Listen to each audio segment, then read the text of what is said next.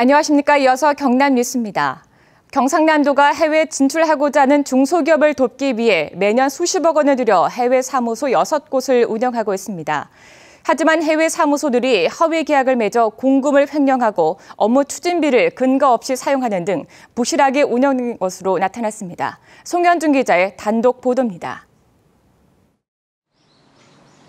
경상남도가 지역 기업들의 해외 진출을 돕기 위해 미국 LA와 중국 상하이 등 6곳의 해외 사무소를 운영하기 시작한 것은 1997년부터입니다.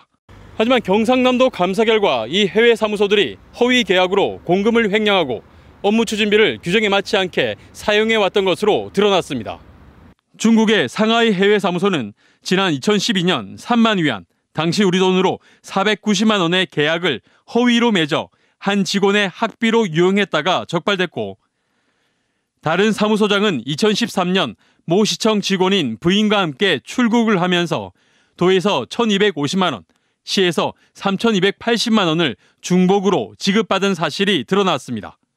또 인도네시아와 베트남 해외 사무소는 각각 730만 원과 1,000만 원의 업무 추진비를 사전 품의 없이 썼다가 적발됐고, 심지어 중국의 한 해외 사무소는 직원의 주차와 신호위반 등 교통법규를 위반한 범칙금 53만 원을 운영비로 납부하기도 했습니다. 해외에 있다 보니까는 근무하는 공직자들의 어떤 그 도덕성 문제라든가 그다음에 비리 이런 문제에 대해서는 철저히 좀 그 감사가 진행돼야 되지 않을까. 2012년 고급 차량과 청사를 이용해 한 차례 예산 낭비 지적을 받았던 경상남도 해외 사무소. 경상남도는 해외 사무소의 부실 운영이 여전하자 올 하반기에 한 차례 더 감사를 하기로 했습니다. KBS 뉴스 송현준입니다. 다음 달 입법 예고 예정인 이른바 김영란법의 선물 가격 상한선이 5만 원 안팎으로 논의되고 있습니다. 이 법이 꽃이나 한우, 과일 선물에 적용될 경우 생산 농민들의 타격이 우려됩니다. 김준원 기자의 보도입니다. 밭에서 국화를 수확하는 농민들의 손길이 분주합니다. 수확된 국화는 대부분 서울 공판장으로 팔려나갑니다. 올해 국화 시세는 그럭저럭 나쁘지 않지만 농민들의 얼굴에는 수심이 가득합니다. 김영란법의 선물 한도 금액이 5만 원 수준으로 결정될 가능성이 높다는 소식 때문입니다. 20만 원짜리도 있고 10만 원짜리도 있고 승인을 하고 이럴 때 우리가 권한을 보내면 자기들 아예 받지를 안 하려 합니다. 한 리서치 센터의 조사 결과 명절 선물 가운데 5만 원 이상인 과일 세트는 전체의 50%, 한우 세트는 99%를 차지합니다. 하지만 국민권익위원회는 법의 취지를 존중하겠다는 입장입니다. 소금일 때도 5만 원, 7만 원 그런 문제 나왔었거든요. 계속 그렇게 비슷한 식으로 언급이 되긴 해요. 형평성 문제라든가 실제 법 조문의 취재라든가 그런 걸 다 종합적으로. 농민들은 나름 자구책을 마련하면서도 선물의 한도 금액을 높여줄 것을 바라고 있습니다. 10만 원 정도 되면은 그 금액도 적지만은 그래도 등심이랑 채끝이랑 안심이랑 한 1kg 정도 하고 나머지 부분은 국거리용으로 한 1kg 정도 하면 한 2kg가 되는데. 국민권익위원회는 지역별 설명회 등을 한 번 더 연 뒤 다음 달에 김영란법 시행령을 입법 예고하기로 했습니다. KBS 뉴스 김준원입니다. 어제 오후 1시쯤 창원시 산호동의 한 횡단보도에서 길을 건너가던 80살 김모 씨가 57살 이모 씨가 몰던 1톤 트럭에 치여 숨졌습니다. 경찰은 운전자 이 씨가 창고에 물건을 내리기 위해 50m 거리를 후진하던 중 사고가 난 것으로 보고 있습니다. 창원 서부경찰서는 시내버스를 상대로 보복 운전을 한 혐의로 42살 유모 씨를 불구속 입건했습니다. 유 씨는 지난 5일 창원시 의창고양 시내 도로에서 버스가 끼어들어 자신의 진로를 방해했다는 이유로 버스 앞에서 고의로 수차례 급정거를 하는 등 보복 운전을 한 혐의를 받고 있습니다. 진해경찰서는 야간에 상습적으로 한의원 등에 침입해 금품을 훔친 혐의로 50살 유모 씨에 대해 구속영장을 신청했습니다. 유 씨는 올해 1월부터 지난달까지 창원시 진해구 일대에서 한의원과 병원, 마을 회관 등에 몰래 들어가 13차례에 걸쳐 60여만 원을 훔친 혐의를 받고 있습니다.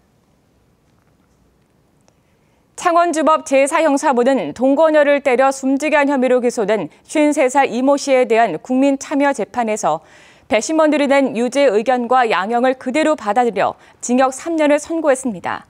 배심원들은 이 시 외에 다른 사람이 여관방을 출입했다고 보기 어려운 점과 피의자 신체 곳곳에 출혈 흔적 등으로 보아 이 씨의 폭행이 동거녀를 사망에 이르게 한 것이 인정된다며 전원 유죄 의견을 냈습니다. 이 씨는 지난해 1월 5일 장기 투숙 중인 여관방에서 45살 동거녀 A 씨와 말다툼을 하던 중 A 씨를 때려 숨지게 한 혐의로 구속 기소됐습니다. 건강식품에 대한 관심이 커지고 벼농사에 비해 손쉽게 재배가 가능하면서 밀과 보리가 귀하게 대접받고 있습니다. 보도에 오종우 기자입니다. 창원의 한 친환경 식품 매장. 빵과 과자는 물론 미숫가루까지 우리 밀과 보리로 만든 가공식품들이 다양합니다. 수입산에 비해 가격이 2배가량 비싸지만 국내산 곡물을 고집하는 주부들의 발길이 이어지고 있습니다. 최근 들어서는 좀 그런 건강이나 환경 부분에 좀 더 생각을 많이 하고 있기 때문에 더 자주 오려고 하고 있습니다. 이를 반영하듯 올해 경남의 밀과 겉보리 재배 면적은 지난해보다 각각 42.4%, 16.3%나 증가했습니다. 농협 등에서 농가로부터 매입하는 계약 단가도 밀과 겉보리가 2년 전과 비교해 각각 16.7%, 25% 올랐습니다. 근데 밀은 우리가 계약 재배를 얼마든지 할 수 있기 때문에 앞으로 아무리 생산을 해도 소비처가 있기 때문에 점차 노령화되는 농가에서도 우리 밀과 보리에 대한 수요 증가는 반가운 일. 벼농사에 비해 일손이 거의 들지 않고 비교적 쉽게 소득을 올릴 수 있기 때문입니다. 밀 같은 경우는 겨울에는 혼자서 자라다시피 할 정도로 그 정도로 강하게 잘 자랍니다. 우리 농업인 측면에서 볼 적에는 휴식도 취하면서 밀농사도 같이 할 수 있는 그런 특이한 장점이 있습니다. 우리 밀과 보리가 고령화되고 있는 농촌에서 새로운 경쟁력이 되고 있습니다. KBS 뉴스 오종우입니다.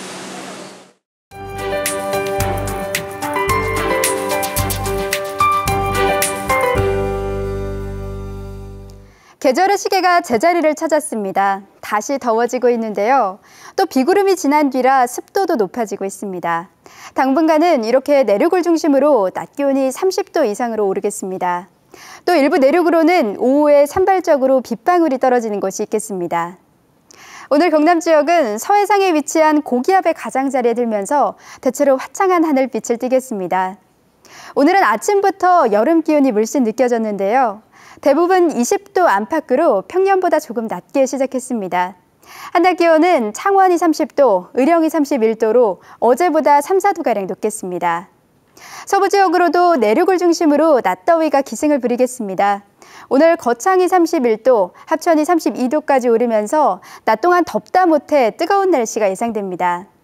자외선 지수 살펴보면 경남 지역은 온통 붉은색으로 매우 높은 단계까지 올라갑니다. 햇살이 강한 낮 12시부터 오후 5시 사이에는 외출을 가급적 삼가시는 게 좋겠습니다. 현재 위성 영상 보시면 우리 지역으로 대체로 깨끗한 하늘빛이 드러나 있는데요. 오늘은 미세먼지 농도도 보통 수준에 머물겠습니다. 바다의 물결은 동해남부 먼바다에서 최고 3m로 높게 일겠습니다. 또 모든 해상에 안개가 짙게 끼는 곳이 많은 점 주의하시기 바랍니다. 현재 11호 태풍 난카는 일본 오키나와 해상을 지나고 있습니다. 이후 가고시마를 지나 금요일쯤 남부지방에 영향을 줄 것으로 보이는데요. 이 비는 토요일 오전까지 이어지겠습니다. 기상정보였습니다. 시군과 민간예술단을 직접 지원해 육성하는 경남도민예술단이 올해 15회 공연을 해 정착 단계에 접어들었습니다. 경상남도는 올해 도민예술단으로 경남 팝스 오케스트라와 경남 창원 국악관현악단, 양산시립 합창단을 선정해 15회 공연에 5억 원을 지원하기로 했습니다. 도민예술단은 경상남도가 도림예술단을 설립하지 않고 시군과 도내 민간예술단을 대상으로 공모해 1년 동안 도내 전 시군을 돌며 공연하는 것으로 시군별 문화 격차를 줄이는 게 목적입니다. 진주시는 오늘 10월에 개최하는 제65회 진주 개천예술제에서 가장행렬 경진대회 참가자를 모집합니다. 참가 대상은 진주 시민이나 공공기관, 학교, 기업체 관계자 등이며 참가팀은 진주의 역사와 배경, 전통과 현대가 조화되는 주제를 가장행렬로 자유롭게 표현하면 됩니다.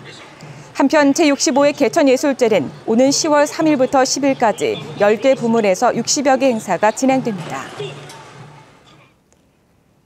제8회 대한야구협회장배 전국대학 야구대회가 내일부터 열흘 동안 남해 스포츠파크에서 열립니다.